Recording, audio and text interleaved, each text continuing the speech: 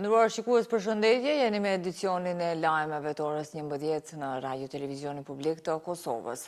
Shtetet e Bashkuara të Amerikës ndërmarrën një ofenziv të drejt për drejt ushtarake kundër Iranit, duke bombarduar 3 nga objektet më të rëndësishme bërthamore.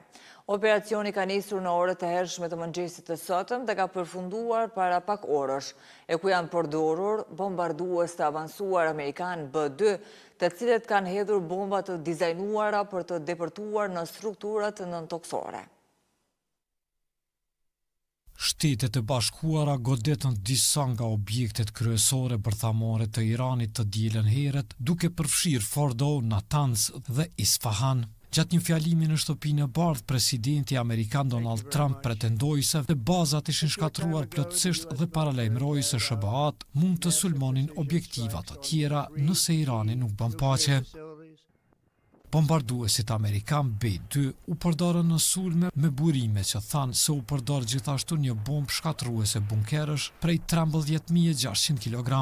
Është rasti i parë i njohur i përdorimit të bombës në mënyrë operacionale. Aeroplani bombardues B-2 është një nga platformat më të përparuara të armëve strategjike të Amerikës, i aftë të depërtojë në mbrojtjet ajrore të sofistikuara dhe të kryej sulme precize kundër objektivave të forta, siç është rrjeti nëntoksor i programit bërthamor të Iranit. Kapaciteti i ngarkesës së tij prej më shumë se 18.000 kg i lejon aeroplanit të mbajë një gamë të larmishme armësh konvencionale dhe bërthamore, ndërsa raportohet se 6 bomba shpërthyese bunkerësh u përdorën në Fordo të Iranit. Por zyrtarët iranian po e minimizojnë ndikimin e sulmeve, ku në përgjigje ministri i jashtëm paralajmëron për pasojat të sulmeve, ndërsa një ligjvënës tha se ato ishin sipërfaqësore dhe nuk dëmtuan seriozisht Fordo. Udhëheqësit iranian kanë kërkuar një takim urgjent të Këshillit të Sigurimit të OKB-s, ndërsa ende nuk ka pasur një përgjigje zyrtare nga udhëheqësi suprem Ayatollah Ali Khamenei.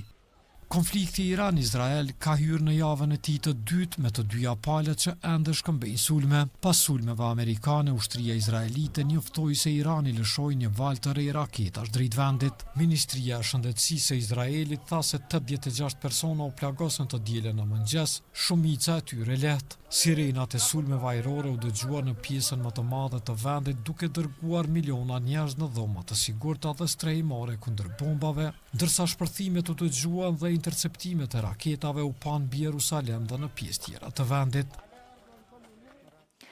Pas bombardimeve amerikane mbi 3 centralet bërthamore të Iranit, presidenti Donald Trump nga shtëpia e bardhë mbajti një fjalim drejtuar kombit. Ai konfirmoi edhe një herë se një ngarkesë plot bomba shuhodh në 3 centralet bërthamore iraniane. Duke uruar ushtrinë amerikane për operacionin e kryer, të cilët i quajti luftëtar të mëdhenj, Trump shtoi se tani është koha për paqe. Ai u shpreh se nëse tani Irani nuk e bën këtë, sulmet e ardhshme do të jenë shumë më të mëdha. Trump tha se për Iranin ose do të ketë paqe ose tragjedi. Presidenti i Izraelit sapo ka lëshuar një deklaratë duke e quajtur sulmin amerikan kundër Iranit si historik.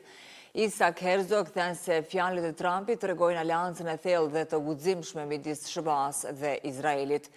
Kryeministri i Mbretërisë së Bashkuar Keir Starmer ka thënë se SBA ka ndërmarrë veprim për ta zbutur kërcënimin e madh të programit bërthamor të Iranit, duke shtuar se ai program është kërcënim i madh për sigurinë kombëtare.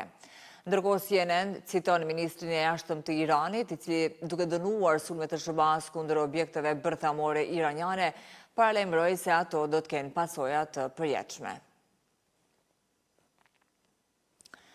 SBA ka midis 40.000 e 50.000 trupa të stacionuara në rajonin e lindjes së mesme, të cilat pas bombardimeve të Iranit pritet të vijnë në gatishmëri të lartë.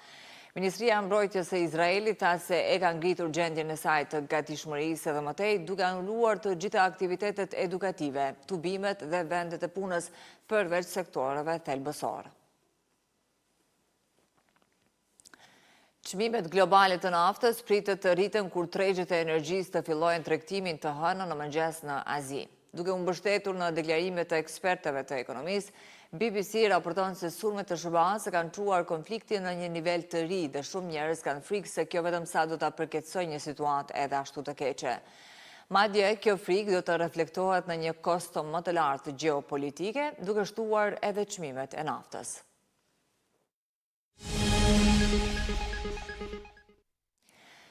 Deputetët e Kuvendit të Kosovës do të mblidhen sërish nesër në seancën e 36 me radhë në përpjekjen për të konstituuar legjislaturën e 9. Kjo, pasi dje, për herë të 35, dështoi konstituimi i Kuvendit, seancë kjo që ka zgjatur pak më shumë se 2 minuta.